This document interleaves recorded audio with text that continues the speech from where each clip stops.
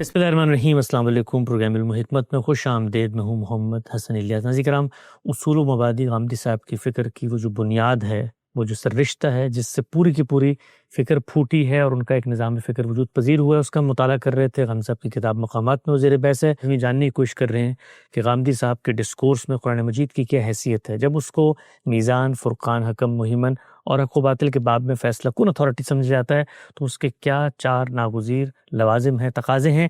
زیر بحث آئے تھے چوتھی چیز ہم نے گزشتہ نشست میں سامنے رکھی تھی، اسی کو میں دہرا کر کچھ توضیحی نوعیت کے سوالات ہیں غامدی سے پوچھوں گا۔ چوتھی چیز غامدی صاحب نے لکھی تھی کہ قرآن سے باہر کوئی وحی خفی یا جلی، یہاں تک کہ خدا کا وہ پیغمبر بھی جس پر وہ نازل ہوا ہے، اس کے کسی حکم میں کوئی ترمیم و تغیر نہیں کر سکتا۔ ہم نے اس پہ بھی بحث کی تھی کہ اگر کوئی چیز رسالت مآب صلی اللہ علیہ وسلم کی نسبت سے ہمارے پاس آتی ہے اور قرآن مجید کا جب ہم مطالعہ کرتے ہیں تو ہمارا بندہ مومن کی حیثیت سے رویہ کیا ہونا چاہیے۔ خود قرآن مجید نے ہمیں پیغمبر کی اطاعت کا حکم دیا اور پیغمبر کو وہ اصل دین پہنچانے کا حکم دیا، تو اس کا ایک ناگزیر تقاضا ہے کہ ہم اس میں توفیق دیکھیں، تلاش کریں اور یہ دیکھیں کہ اللہ کے پیغمبر کی بات قرآن مجید کی کس حکم کی شرح و وضاحت ہے، اس کی تفہیم و تبیین ہے، اس کے عقلی لسانی مضمرات کو کھول رہی ہے۔ آج کی نشست میں ہم اسی چیز کو پریکٹیکل انداز میں سمجھنے کی کوشش کریں گے اور یہ جانیں گے 5 مثالوں کو سامنے رکھ کے کہ رسالت مآب صلی اللہ علیہ وسلم کی نسبت سے کوئی چیز سامنے آتی ہے تو 2 رویے ہیں، یا تو اس کو دیکھتے ہی ہم کہیں کہ قرآن مجید میں ترمیم ہو گئی ہے یا اضافہ ہو گیا ہے یا تنسیخ ہو گئی ہے، یا پھر قرآن ہی کی روشنی میں اس کو سمجھا جائے۔ وہ 5 مثالیں کیا ہیں اس کو زیر بحث لاتے ہیں۔ اس سابق ہمارے ساتھ تشریف فرمائیں جناب جاوید احمد غامدی صاحب۔ السلام علیکم غامدی صاحب۔ وعلیکم السلام۔ بہت شکریہ آپ کے وقت کا۔ ہم سب اطلاقی مثالیں آج میں آپ کی خدمت میں رکھوں گا، اور یہ جو آپ کا اصول ہے اور اس اصول کو مانتے ہوئے جو دین کے علماء کا رویہ ہونا چاہیے، قرآن مجید کی اس حیثیت کو مانتے ہوئے روایات کو سمجھنے میں، اس کو سامنے رکھ کر جو سوالات اشکالات پیدا ہوتے ہیں وہ بھی آپ کی خدمت میں رکھوں گا۔ پہلی جو مثال ہے وہ وراثت میں قاتل اور کافر کی محرومی ہے۔ ہم یہ جانتے ہیں کہ حدیث کے اندر آیا ہے کہ اگر کوئی قاتل ہو یا کوئی اولاد میں کافر ہو جائے تو اس کو میراث نہیں دی جائے گی۔ کہا جاتا ہے کہ قرآن مجید کی آیت میں یہ کہا گیا ہے کہ تم نہیں جانتے تھے کہ بالحاظ منفعت کون تم سے قریب تر ہے۔ رسالت مآب صلی اللہ علیہ وسلم نے اس کا فیصلہ کر دیا اور آ کے بتا دیا کہ قاتل اور کافر کو وراثت نہیں دی جائے گی۔ جو عام طرز فکر ہے ہمارے ہاں، وہ اس کو قرآن کے حکم میں ایک تخصیص قرار دیتا ہے اور کہتا ہے کہ قرآن کا حکم عام تھا کہ ورثاء کو وراثت ملے گی، لیکن رسالت مآب صلی اللہ علیہ وسلم نے تخصیص کر دی ہے۔ آپ اس کی تخصیص نہیں کرتے اور آپ اس کو قرآن ہی کی شرح و وضاحت میں لیتے ہیں۔ سوال یہ پوچھا گیا ہے کہ جب قرآن مجید خود یہ کہہ رہا ہے کہ تم فیصلہ نہیں کر سکتے تھے، تو پھر ہم نے کیسے فیصلہ کر کے ان چیزوں کو قرآن کی شرح و وضاحت قرار دے دی اور الگ سے تخصیص نہیں سمجھا؟ قرآن مجید نے یہ نہیں کہا کہ تم یہ فیصلہ نہیں کر سکتے تھے کہ تمہاری میراث کا حقدار کون ہونا ہے۔ میراث کا حقدار میرے ماں باپ کو ہونا چاہیے، میری اولاد کو ہونا چاہیے، میں عورت ہوں تو میرے شوہر کو ہونا چاہیے، مرد ہوں تو میری بیوی کو ہونا چاہیے، میرے بہن بھائیوں کو ہونا چاہیے۔ یہی وہ رشتہ دار ہیں جن کو ہم رشتہ دار کہتے ہیں، انہی سے ہم ساری منفعتیں حاصل کرتے ہیں، ان کے ساتھ مل کے ہم زندگی بسر کرتے ہیں، اسی سے ہمارا خاندان وجود میں آتا ہے۔ ان کی منفعت کے بارے میں تو کوئی اندھا بھی اختلاف نہیں کر سکتا۔ ان کی منفعت تو بدیہی ہے۔ میرے والدین مجھے پالتے ہیں، پرورش کرتے ہیں، تعلیم دلاتے ہیں، میرے بچپن اور لڑکپن کے مختلف مراحل میں گویا مجھے اپنی آغوش میں اٹھائے رہتے ہیں۔ میری اولاد کے ساتھ میرا تعلق بھی اسی طرح کا ہے، یعنی میں اپنی اولاد سے محبت کرتا ہوں، میں اپنی اولاد کو وہ سب کچھ دینے کے لیے تیار ہو جاتا ہوں جو اس کی ضرورت ہے۔ اولاد بھی جواب میں اپنے ماں باپ کے ساتھ ایک فطری تعلق رکھتی ہے۔ بہن بھائیوں کا رشتہ بھی اسی طرح کا ہے۔ میاں بیوی بھی جب ایک معاہدے میں بن جاتے ہیں تو ان میں بھی جو تعلق پیدا ہوتا ہے محبت کا تعلق ہے، اعتماد کا تعلق ہے، اور یہ باہمی طور پر رفاقت کی منفعت کے ساتھ وجود میں آتا ہے۔ ان کو سمجھنے جاننے میں کس کو دقت تھی؟ قرآن مجید کے الفاظ یہ ہیں کہ آباؤکم و ابناؤکم لا تدرون ایہم اقرب لکم نفع، یعنی نفع تو تم جانتے تھے لیکن نفع میں کون زیادہ قریب ہے اور کون کم قریب ہے اس کا فیصلہ تم نہیں کر سکتے تھے۔ یعنی مثال کے طور پر اگر مجھے یہ فیصلہ کرنا ہوتا کہ میری میراث میں ماں باپ کا حصہ زیادہ ہونا چاہیے یا اولاد کا، تو میں اس کا فیصلہ تعین کے ساتھ نہیں کر سکتا۔ یعنی میں والدین کو دیکھوں گا تو مجھے احساس ہوگا کہ یہ تو مجھے پالنے والے، وجود میں لانے والے، میں کتنا ناتواں تھا کہ انہوں نے مجھے اپنی آغوش میں اٹھایا، ان سے بڑھ کر کس کا حق ہو سکتا ہے؟ ممکن ہے کہ میری توجہ اس جانب ہو جائے کہ اللہ تعالیٰ نے اپنی عبادت کے بعد سب سے بڑھ کر جس چیز کی مجھے تلقین کی ہے وہ تو بالوالدین احسانہ ہے، تو مجھے اپنی میراث بھی سب سے بڑھ کر ان کو دینی چاہیے۔ ٹھیک۔ اسی اسی طرح اولاد کا معاملہ ہے، اولاد پر ہم منحصر ہو کے رہ جاتے ہیں، یعنی جس طریقے سے ابتدا والدین کی آغوش میں ہوتی ہے، بعض اوقات انتہا اولاد کی آغوش میں ہوتی ہے۔ اولاد کے ساتھ بھی ہمارے تعلق کی نوعیت غیر معمولی ہے، فطری طور پر بھی، عقلی طور پر بھی، اور ضروریات کے لحاظ سے بھی۔ ٹھیک۔ تو یہاں پر بھی یہ سوال پیدا ہو سکتا تھا کہ والدین تو چلیے اب بوڑھے ہو رہے ہیں، ان کی کچھ ذمہ داریاں اٹھا لیں گے، لیکن ان کو تو ابھی دنیا میں زندگی بسر کرنی ہے، ان کو تو ابھی بہت کچھ کرنا ہے، بہت کچھ اپنے سامنے منصوبے رکھنے ہیں، زندگی کے مسائل کو دیکھنا ہے، مختلف مراحل سے گزرنا ہے، اس لیے زیادہ میراث ان کو ملنی چاہیے۔ ٹھیک۔ یہ آپ دیکھیے کہ میاں اور بیوی کے معاملے میں مغربی ذہن اس سے بالکل مختلف طریقے سے سوچتا ہے، یعنی ان کے ہاں یہ رشتے سب سے زیادہ اہمیت اختیار کر لیتے ہیں۔ تو اس طرح کے معاملات میں انسان ترجیح کا فیصلہ نہیں کر پا رہا تھا، یعنی منفعت کا فیصلہ تو بدیہی ہے، وہ تو نظر آ رہی ہے، وہ ہر شخص جانتا ہے ان میں سے زیادہ کس کو دیا جائے، کم کس کو دیا جائے۔ تو قرآن مجید نے یہ نہیں کہا کہ تم ان کی منفعت کو نہیں جانتے تھے، یہ کہا ہے کہ تم اقرب و نفع کا تعین نہیں کر سکتے تھے، یعنی ان میں سے کون زیادہ قریب ہے منفعت کے لحاظ سے، منفعت میں ترجیح کس کی ہے، کس کی منفعت زیادہ اور کس کی کم ہے۔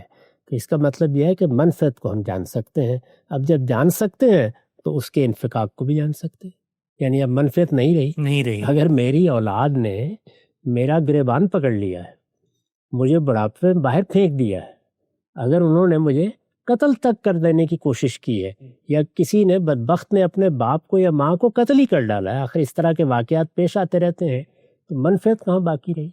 یعنی منفعت کا وجود بھی بالکل بدیہی ہے، اور جب وہ اس درجے میں ختم ہو جاتی ہے تو وہ بھی نظروں سے آنے والی چیز ہے۔ تو سوال یہ نہیں تھا، اس لیے اگر یہ رسالت پاک صلی اللہ علیہ وسلم نے نہ فرمایا ہوتا تو ایک مجتہد کی حیثیت سے ہر شخص کو یہ حق حاصل تھا کہ وہ یہ فیصلہ کرے کہ جس شخص نے اپنے باپ کو قتل کر ڈالا ہے اس کو میراث نہیں ملنی چاہیے، جس نے اپنے باپ کے ساتھ آخری درجے کی بدتمیزی کی ہے، یا اس کے گریبان پر ہاتھ ڈال دیا ہے، یا بڑھاپے میں اسے اٹھا کے باہر پھینک دیا ہے اور اس کی خبرگیری تک نہیں کی، اس کو اس کی میراث سے محروم کر دینا چاہیے۔ عقل اس کا تقاضا کرتی ہے، یعنی اگر یہ نہ کیا جائے یا نہ مانا جائے تو اس کے لیے استدلال چاہیے، بالکل اللہ کا حکم چاہیے۔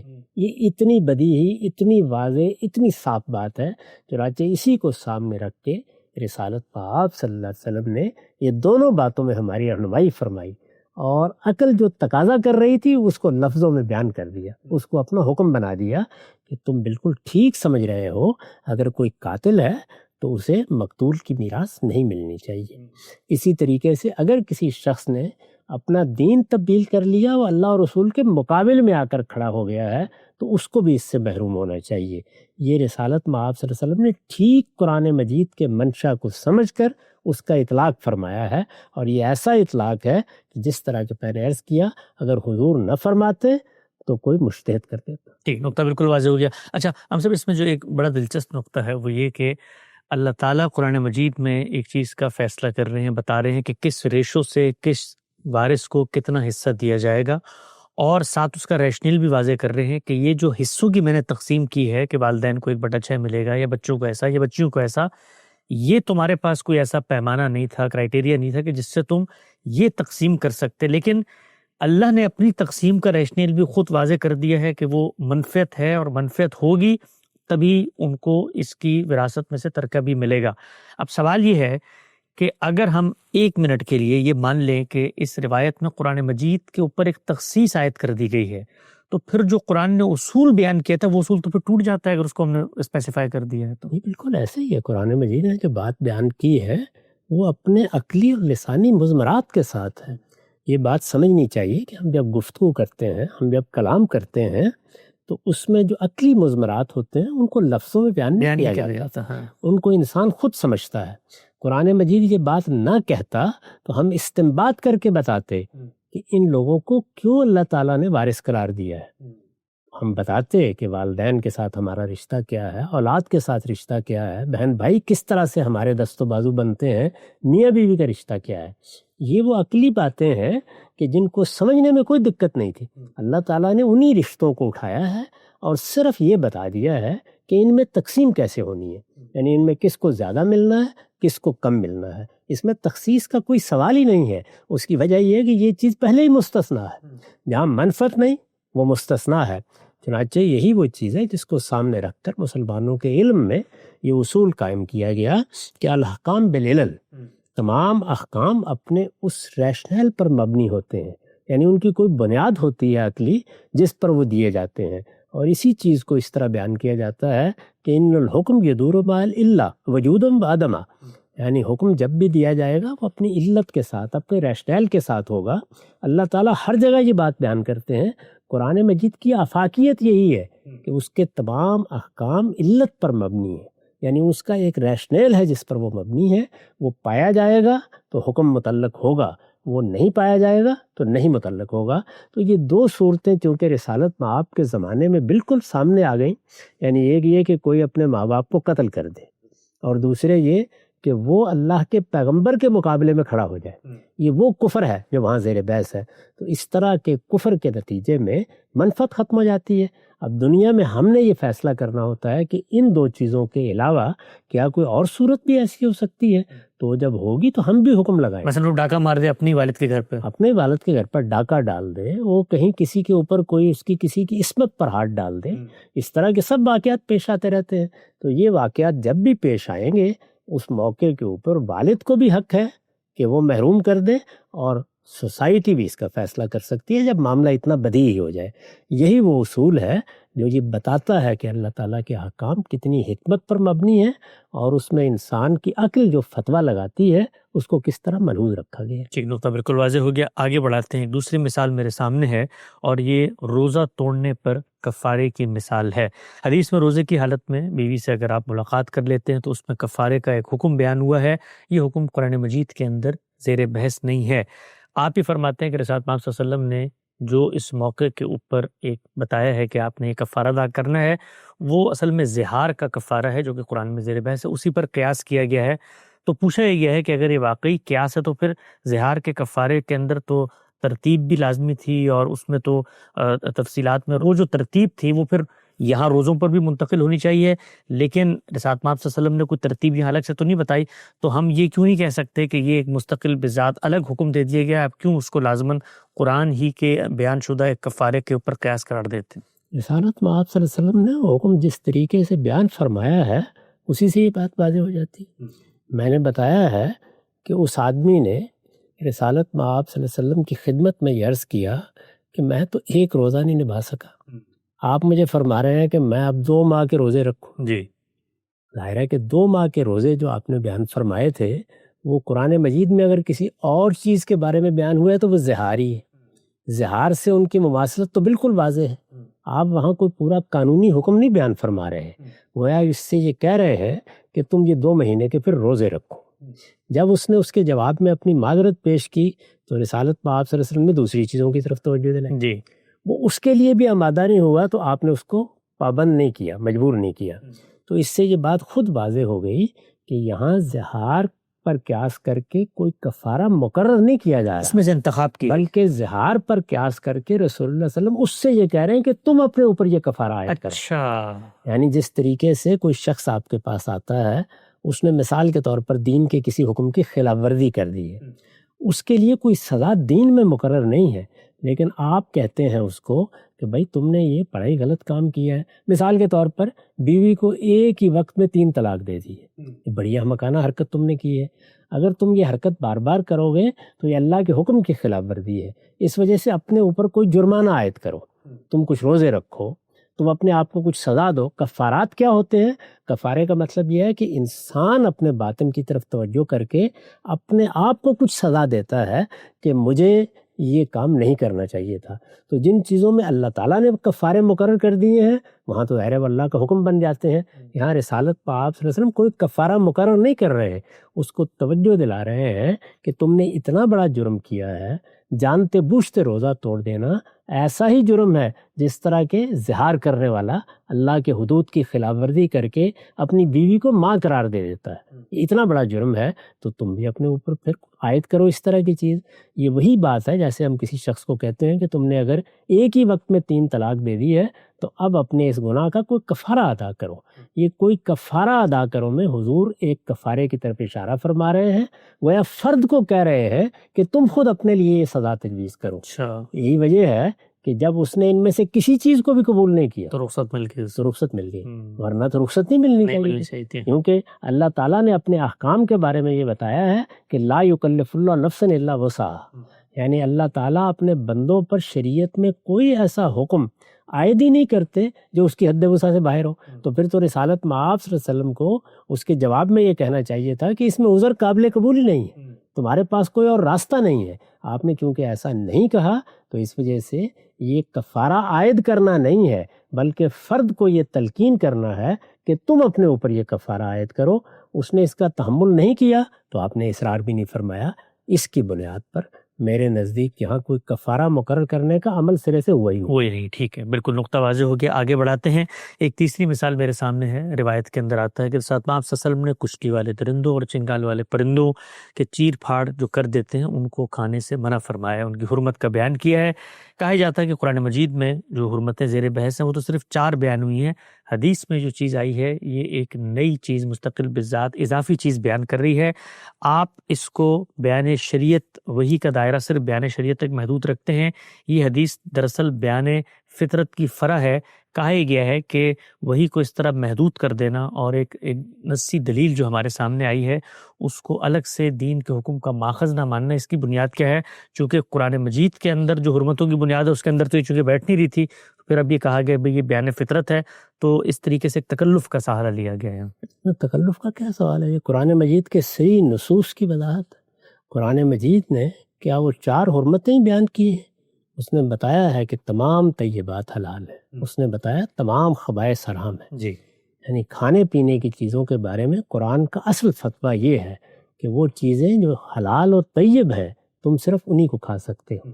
تو طیبات کے بارے میں اور خبائث کے بارے میں قرآن مجید نے کوئی فہرست بنا کر پیش نہیں کی ہے، بلکہ انسانی فطرت پر اعتماد کیا ہے۔ اسی طرح جانوروں کے بارے میں اشتباہ ہو سکتا تھا تو یہ بتایا کہ احلت لکم بہیمۃ الانعام، تمہارے لیے صرف مواشی کی قسم کے یعنی یہ جو چرندے ہوتے ہیں یہی تمہارے لیے حلال کیے گئے ہیں۔ تو یہ خود بیان بتا رہا ہے کہ قرآن مجید طیبات کے بارے میں حلت کا فتویٰ دے رہا ہے، تمام طیبات کے بارے میں ہمیں تلقین کر رہا ہے کہ تم ان کو کھا سکتے ہو، اور تمام خبائث کے بارے میں یہ کہہ رہا ہے کہ تم ان کے قریب نہ جاؤ، ان سے اجتناب کرو۔ تو اس کا مطلب یہ ہے کہ ہماری فطرت ہی پر اعتماد کر رہا ہے۔ جب فطرت پر اعتماد کر رہا ہے تو پھر جو اللہ تعالیٰ نے ہمیں عقل دی ہے اور جس کی روشنی میں ہم فطرت کی کتاب کو پڑھتے ہیں، ہم یہ پڑھیں گے اور پڑھ کر بتائیں گے یہ فلاں چیز طیب ہے، فلاں چیز خبیث ہے۔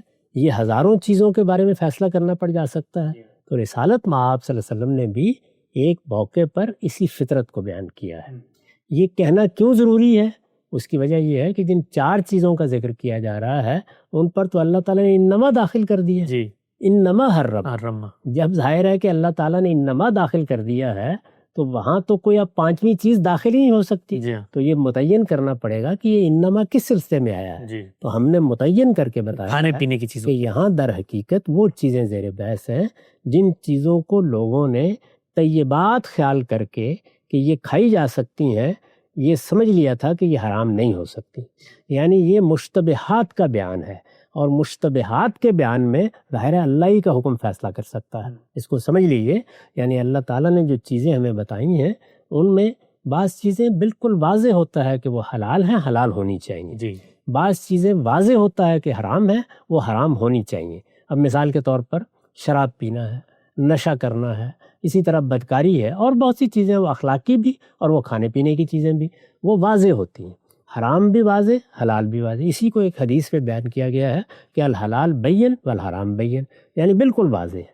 اس کو ہم فطرت کی روشنی میں دیکھیں واضح، اللہ کے بیان کی روشنی میں دیکھیں واضح، لیکن درمیان میں کچھ مشتبہات پیدا ہو جاتی ہیں۔ مشتبہات کا مطلب کیا ہے کہ حرمت کا پہلو بھی ان میں نظر آ رہا ہوتا ہے اگر ایک زاویے سے دیکھیں، حلت کا پہلو بھی نظر آ رہا ہوتا ہے اگر دوسرے زاویے سے دیکھیں تو. جب حلت اور حرمت دونوں کا احتمال پیدا ہو جائے تو اس کا مطلب ہے وہ چیز محتمل الوجہین ہو گئی ہے، یعنی اس میں دونوں صورتوں کا احتمال پیدا ہو گیا ہے.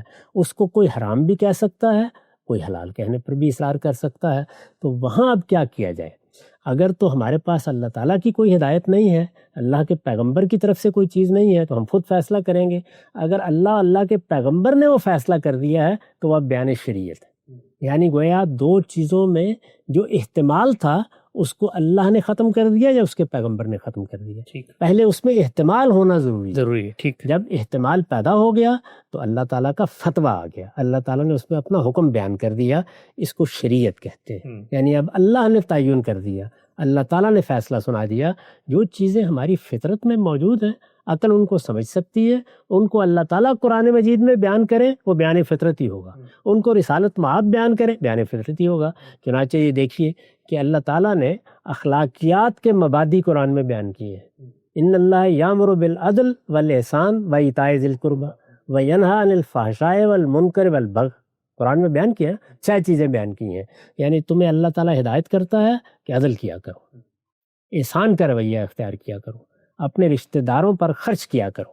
اللہ تعالیٰ تمہیں اس سے روکتا ہے کہ تم فواحش کا ارتکاب کرو. وہ تمہیں حق تلفی سے روکتا ہے، وہ تمہیں جان مال آبرو کے خلاف سرکشی اور زیادتی سے روکتا ہے.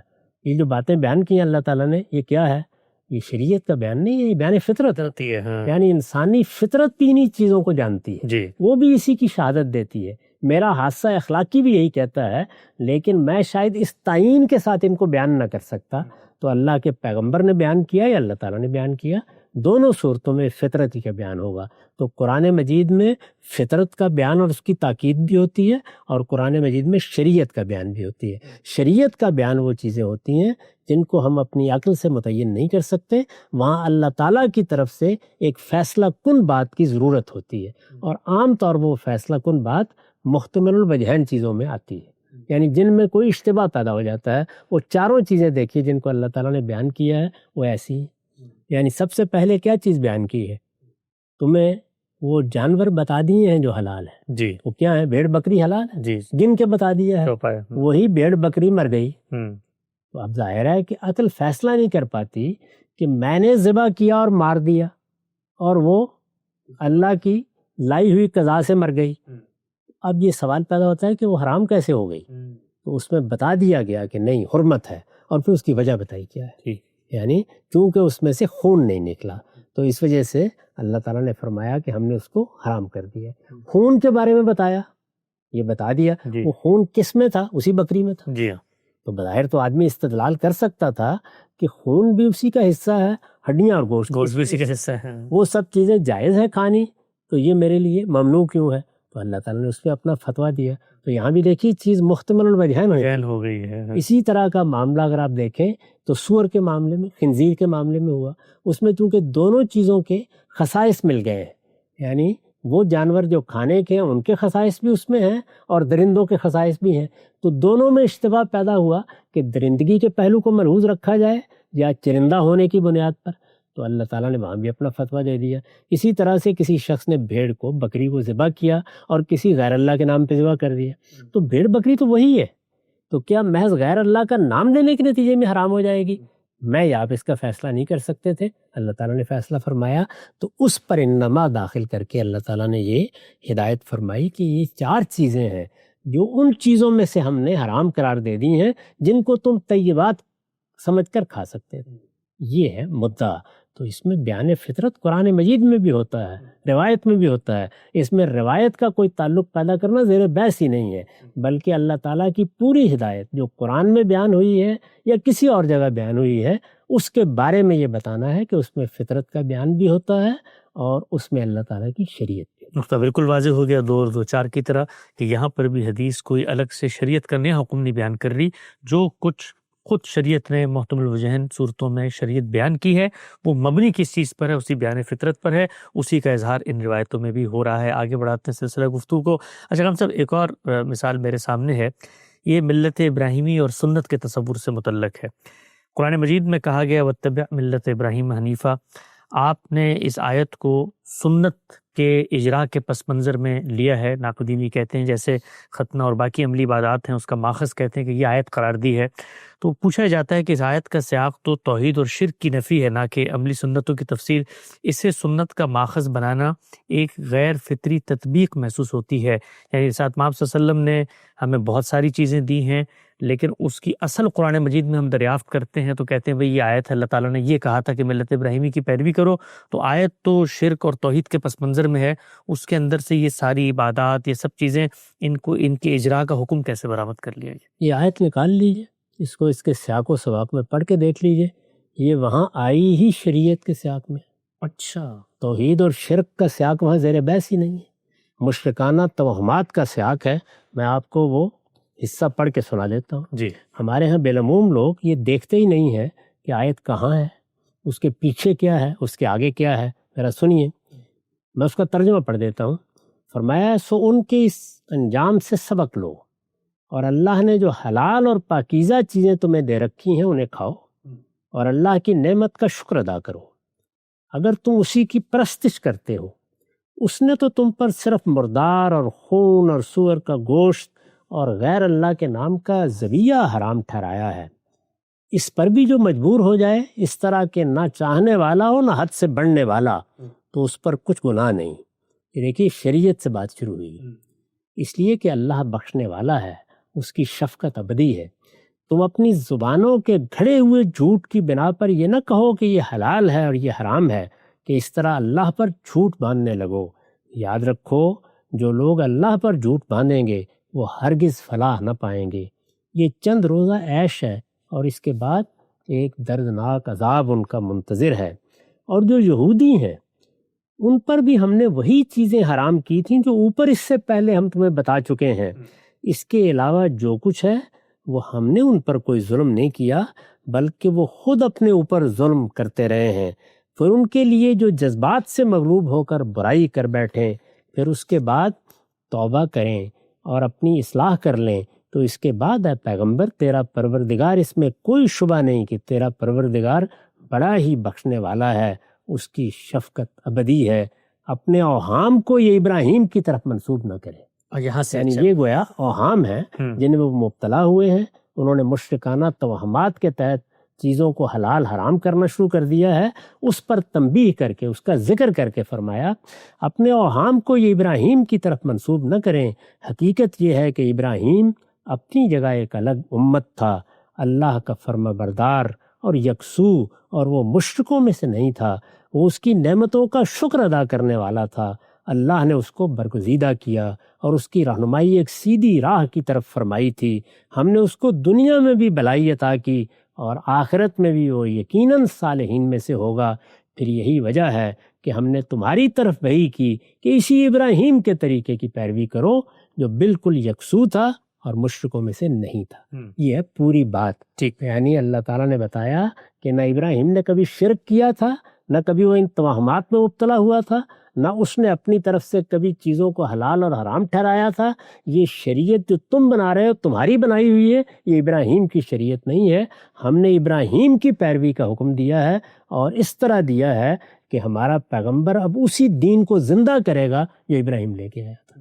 یہ پوری بات ہے. اس پوری بات کو سامنے رکھ کر میں نے یہ بتایا ہے کہ یہ در حقیقت قرآن مجید نے اس حکم یا اس ہدایت کا حوالہ دیا ہے جس کے تحت رسالت مآب نے جو پہلے سے ابراہیمی دین کی روایت چلی آ رہی تھی اس کو اپنے ماننے والوں میں جاری کر دیا. یعنی جاری کر دیا تھا پہلے، اور تعالیٰ نے صرف اس کا حوالہ دیا ہے. صرف حوالہ نہیں، یہ بتایا ہے کہ ہم نے اسی بنا پر، یعنی چونکہ ابراہیم کا دین صحیح دین تھا، اس میں یہ توہمات نہیں تھے، اس میں اس طرح کی چیزیں شامل نہیں تھیں، اسی وجہ سے ہم نے اپنے پیغمبر کو یہ کہا تھا، اس کی طرف یہ وحی کی تھی کہ وہ ابراہیم کے طریقے کی پیروی کرے. ابراہیم کا طریقہ نہ شرک کا طریقہ تھا، نہ مشرکانہ توہمات کا، نہ اپنی طرف سے شریعت بنانے کا. ٹھیک، نقطہ بالکل واضح ہو گیا. یہ چوتھی مثال تھی. ایک پانچویں مثال بھی ہم سب کی خدمت میں رکھتے ہیں.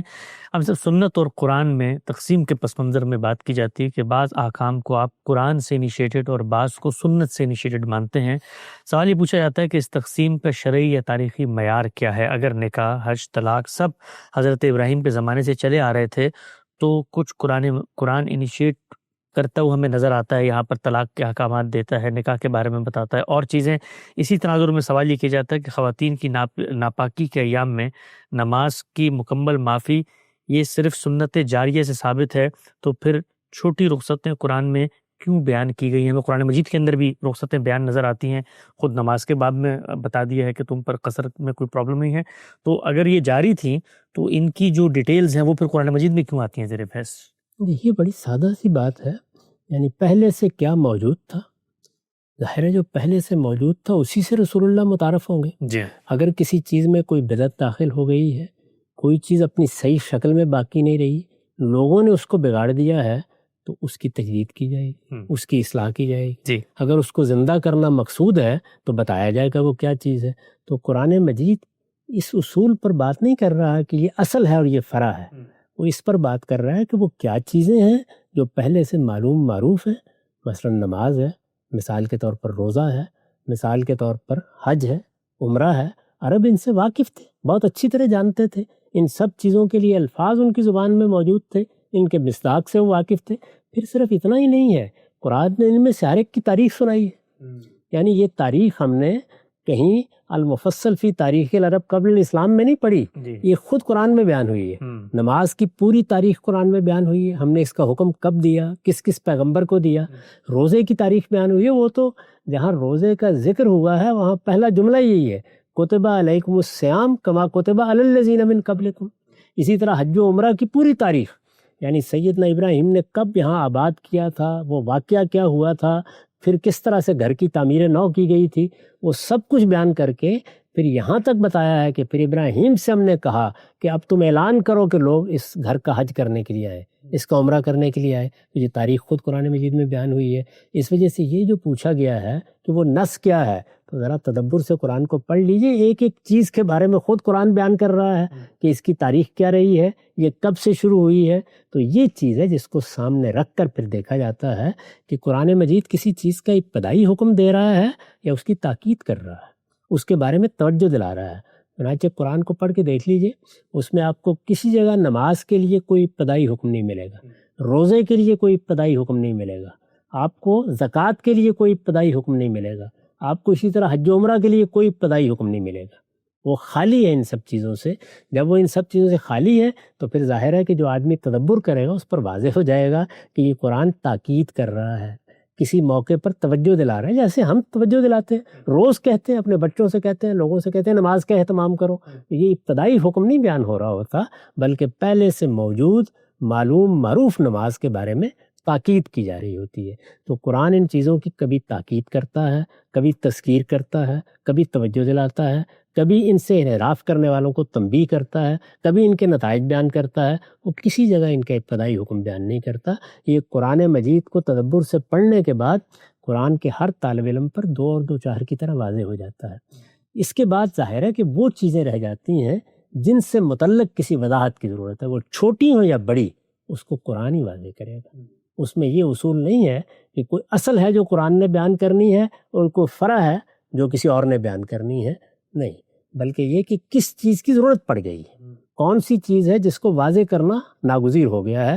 تو قرآن مجید جو پہلے سے چیزیں چلی آ رہی ہیں, مثلا نماز, مثلا روزہ, ان میں اگر کوئی سوال پیدا ہوا تو اس کا خود جواب دیتا ہے, تاکہ وہ چیزیں جو پہلے سے سنت میں مستحکم ہیں وہ اسی طریقے سے قرآن مجید کی شہادت کے ساتھ آگے منتقل ہوں. وہاں وہ روایت بن چکی ہیں, یہاں نئی چیز کی ابتدا ہونی ہے. تو یہ کہیں اخبار احاد کے حوالے ہو کر نہ رہ جائے, وہ خود واضح کرتا ہے اس بات. ٹھیک. اچھا, آخری توضیحی سوال اسی پس منظر میں, مثال کے طور پہ ظاہری بات ہے سیدنا ابراہیم کی ملت میں نکاح بھی ہو رہا تھا, طلاق بھی ہو رہی تھی, جس طرح نماز, روزہ, زکوٰۃ, حج کی تاریخ سے وہ واقف تھے. تو اب قرآن مجید مثلا عدت کے جب احکامات بتاتا ہے اتنی ڈیٹیل میں کہ مثلا حاملہ کی عدت یہ ہے, مطلقہ کی یہ ہے, اور اگر ملاقات نہیں ہوئی تو یہ ہے, تو یہ چیزیں کیا مفقود ہو گئی تھی اس وجہ سے وہ بتاتا ہے, یا وہ پہلی دفعہ یہاں پر بیان کر رہا ہے کیونکہ اس تصور کے مطابق پہلی دفعہ تو بیان نہیں ہونی چاہیے, اس لیے کہ یہ جو شریعت کے اندر یہ احکامات یہ تو ہمیشہ سے اسی طرح رہے ہوں گے. ہم کیوں بیان کرتے ہیں طلاق کے احکام ہر تیسرے روز؟ لوگوں کیا وجہ ہوتی ہے؟ استحضار نہیں ہوتا. یہ لوگوں میں استحضار نہیں ہوتا, انہوں نے بعض غلط باتیں اختیار کر رکھی ہوتی ہیں. ہمارے دین میں اور ہماری شریعت میں یہ سب چیزیں واضح کر دی گئیں, اس کے باوجود آپ دیکھیے کیا کیا اختلافات پیدا ہوئے, کس طریقے سے ہمارے ہاں طلاق, نکاح کے معاملات میں حلالہ در آیا ہے, کیسی مکروہ چیزیں اس میں شامل ہو گئی ہیں. 3 طلاق کے مسئلے نے کیا صورت پیدا کر دی ہے. اسی طرح کا معاملہ اس سے پہلے بھی انسانوں کا ہوتا رہا ہے. چنانچہ قرآن مجید نے ان میں سے ایک ایک چیز کو لیا اور لے کر ان کی وضاحت کی اور یہ بتایا کہ یہ ایسے ہونی چاہیے. دیکھیے وہ چیزیں جو ہماری روزمرہ زندگی سے متعلق ہوتی ہیں ان کے لیے اس تفصیل کی ضرورت نہیں ہوتی، لیکن جو معاملات کبھی کبھی پیش آتے ہیں ان میں غلطیاں ہوتی ہیں. چنانچہ طلاق کے بارے میں پوری وضاحت کے ساتھ یہ بتا دیا کہ اس میں کوئی غلط فہمی نہیں ہونی چاہیے. یہ چیز تو ہم بھی اختیار کرتے ہیں، قرآن نے بھی اختیار کی. نقطہ بالکل واضح ہو گیا. آگے بڑھاتے ہیں سلسلہ گفتگو کو. چند لوگوں کے سوالات توضیح نوعیت کے شامل کرتے ہیں. جی دیکھتے ہیں ہمارے ساتھ کون صاحب موجود ہیں. میں نے قامدی صاحب سے بہت بار سنا ہے کہ یہود کی قوم کے اوپر جو عذاب ہے وہ اس لیے کہ انہوں نے اللہ کے ساتھ جو معاہدہ کیا اس کو دین کے پھیلانے کے لیے انہوں نے کچھ نہیں کیا، تو اسی لیے وہ عذاب ان کے اوپر عائد ہوتی رہتی ہے. تو کیا اس سے ہم یہ نتیجہ اخذ کر لیں کہ قیامت کے دن جو بھی قوم یا انڈیویجول بنی اسرائیل کے اوپر عذاب دے دیتا، ان کو ٹارچر کر دیتا، جیسے بخت ناصر اور ہٹلر، ان سے تو اس حوالے سے حساب بھی نہیں ہوگا کیونکہ انہوں نے تو اللہ تعالیٰ کی اسکیم کی اندر ہی یہ عذاب برسائے بنی اسرائیل کے اوپر. تو یہ ہونا چاہیے. اگر یہی ہوگا تو پھر یہ ایک غیر انصاف کا کوئی نہیں دکھایا تھا کہ جو ظلم کرتا ہے وہ پھر بھی بچ جاتا ہے کیونکہ وہ اللہ کی اسکیم کے اندر اس نے وہ عذاب بنی اسرائیل کے اوپر عائد کی. یہ دونوں طرف سے کنٹراڈکٹری پوائنٹ نہیں ہے. جی ہم سوال بالکل واضح ہے کہ اگر ایک قوم عذاب کی مستحق ہو گئی تھی اور عالم اسباب کے اندر اس پر عذاب آئے، بنی اسرائیل پہ ولیکت بخت نصر یا تیتس رومی یا پھر اور وقتاً فوقتاً قیامت تک، تو وہ پوچھتے ہیں کہ پھر وہ جو عذاب لانے والے ہیں وہ تو اللہ کی اسکیم کے اجرا کے لیے اعلیٰ اور جارحہ بن رہے ہیں، تو پھر ان سے نہ حساب کتاب ہونا چاہیے نہ ان کی مذمت ہونی چاہیے. تو اعلیٰ اور جارحہ اللہ تعالیٰ کے حکم پر نہیں بنے، وہ تو اپنے مقاصد کے تحت بنے ہیں. یعنی اگر نبوکدنضر نے حملہ کیا تو یہ تو نہیں کہ اللہ تعالیٰ نے فرمایا تھا کہ جاؤ جا کر حملہ آور ہو جاؤ. بہت اچھی بات ہے. ان کے ہاں جو دنیا میں صفری جذبات پیدا ہوتے ہیں یا دوسروں کو فتح کرنے کے داعیات پیدا ہوتے ہیں وہی پیدا ہوئے ہیں. یا انہوں نے کسی قوم کو اگر سزا دی ہے تو اپنی کسی انا کے مجروح ہونے کے نتیجے میں سزا دی ہے. یہ جو مختلف ملکوں پر بعض موقع پہ بڑی طاقتیں چڑھ دوڑتی ہیں تو ظاہر ہے کہ وہ اللہ تعالیٰ کا کوئی الہام پا کے نہیں چڑھ دوڑتی، وہ اصل میں اپنے مفادات کے تحت یہ فیصلے کرتی ہیں. یہ سارے فیصلے انہوں نے اسی طریقے سے کیے. ایک نقطہ بالکل واضح ہے. اور دوسرا فقام صاحب، اللہ تعالیٰ نے اگر اس قوم کے بارے میں یہ فیصلہ کیا ہے کہ ان پر عذاب آئے گا تو ان کو بھی تو بتایا کہ تم نے ظلم نہیں کرنا، تو اگر وہ ظلم کرتے ہیں تو ان سے تو ان کے ظلم کا حساب کتاب اللہ تعالیٰ کریں گے. ہر انسان سے اس کے اعمال کا جواب لیا جائے گا. اس طریقے سے دیکھیے کوئی آدمی قتل کرتا ہے تو اللہ تعالیٰ کے تو علم میں یقیناً رہا ہوگا، لیکن یہ کہ وہ قاتل سزا کا مستحق ہوتا ہے اس لیے کہ اس نے کیوں قتل کیا، اس کو اللہ نے جو ارادہ دیا تھا یا اختیار دیا تھا اس نے اس کو کیوں غلط استعمال کیا. جی واضح ہو گیا. آگے بڑھاتے ہیں. جی سوال کیجیے گا. میرا سوال آج کل کے سب سے مشہور کیلنڈر جارجین کیلنڈر کے حوالے سے ہے، اور سوال یہ ہے کہ اس میں جو منتھس کے نام ہیں وہ زیادہ تر رکھے گئے ہیں رومن اور گریکس گاڈز اور گاڈیسز کے نام پہ، اور جو ڈیز آف دا ویک کے نام ہیں وہ بھی وائکنگز، گریکس اور رومنز کے گاڈز اور گاڈیسز پہ، اور اسی طرح پھر پلینٹس کے نام جو آ جاتے ہیں وہ بھی یہی گریکس اور رومنز کے گاڈز اور گاڈیسز پہ. تو یہ پھر شرک والی کیٹیگری میں آتا ہے. تو اس کے خلاف مسلمان دنیا سے آواز کیوں نہیں اٹھائے گی اور کس طرح سے آواز اٹھائی جا سکتی ہے؟ اب اس کا متبادل جو کیلنڈر ہم یوز کر سکتے ہیں وہ جو بیسٹ ہے وہ ہے سسٹم انٹرنیشنل کیلنڈر، جس میں اس طرح کے نام نہیں ہیں، اور پھر باقی ویک جو ہفتوں کے دنوں کے نام ہیں وہ بھی ہم کوئی پھر نکال سکتے ہیں. تو کوئی آئیڈیا پرپوز کیوں نہیں کیا جاتا مسلمان دنیا سے؟ جی ہم سب کیا فرماتے ہیں اس کے اوپر؟ یہ جو ہمارے اس وقت کیلنڈر ہے اس میں جو اسماء ہیں مہینوں کے اور اس طرح ہفتوں کے، وہ اگر ان کی تاریخ میں جائیں تو وہ تو کوئی گاڈس گریک ان کی میتھولوجی کے لوگ ہیں. تو کیا یہ پہلے اپنی ذات میں یہ کچھ اصولی طور پہ بتائیے گا کوئی اس طرح کی چیز ہو جو اپنے اصل میں کوئی اپنے اندر کوئی شرک کا پہلو رکھتی ہو یا کوئی اس کے اندر نجاست ہو، تو وہ اگر اس کے استعمال میں، کیونکہ اب تو کوئی یہ منڈے سنڈے کہتے ہوئے کسی کے ذہن میں آتے ہی نہیں، تو اس میں کیا کرنا چاہیے؟ اسی طرح ہوتا ہے. یعنی زبان میں جب لفظ کی ابتدا ہوتی ہے تو بعض اوقات وہ بڑے غلط پس منظر سے ہو جاتی ہے، لیکن آہستہ آہستہ وہ محض نام رہ جاتا ہے.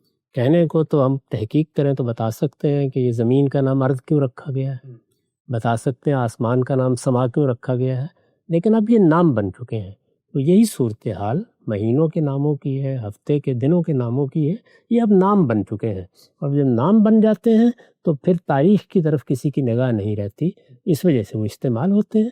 تاہم اگر کوئی حساس آدمی یہ سمجھے کہ ایسا نہیں ہونا چاہیے تو پھر اسے مسلمانوں کے غلبے کی دعا کرنی چاہیے، ٹھیک۔ اس لیے کہ دنیا کے اندر یہ صرف غالب تہذیبیں ہیں جن کے رکھے ہوئے نام رائج ہوتے ہیں۔ تو اگر مسلمانوں کو غلبہ حاصل ہوتا ہے تو وہ جب چاہے ہجری کیلنڈر کے نام جاری کرتے، لیکن خود ہجری کیلنڈر کے جو نام ہیں وہ بھی عربوں ہی کے رکھے ہوئے ہیں، اور ان میں بھی کوئی بحث ہو سکتی ہے کہ فلاں چیز سے یہ توہم یا یہ چیز وابستہ تھی۔ تو یہ ہر چیز کا جب آپ پس منظر دیکھتے ہیں تو ایک زمانہ شرک کا زمانہ رہا ہے، اس کے اثرات آپ کو چیزوں میں نظر آتے ہیں۔ ہم جب یہ نام لیتے ہیں تو ہمارے ذہن میں نہ وہ دیوی ہوتی ہے نہ وہ دیوتا ہوتا ہے، ہم اس سے مجرد محض ایک اسمیت کے پہلو سے، یعنی کسی چیز کو آپ نے کوئی نام دینا ہے کہ وہ ممتاز ہو کے آپ کے سامنے آ جائے، اسی پہلو سے استعمال کرتے ہیں، اس میں کوئی شرک کا شائبہ نہیں ہوتا۔ نقطہ واضح ہو گیا، پروگرام کا وقت یہاں پہ ختم ہوتا ہے، دوبارہ حاضر خدمت ہوں گے، اب تک آپ کو بہت شکریہ۔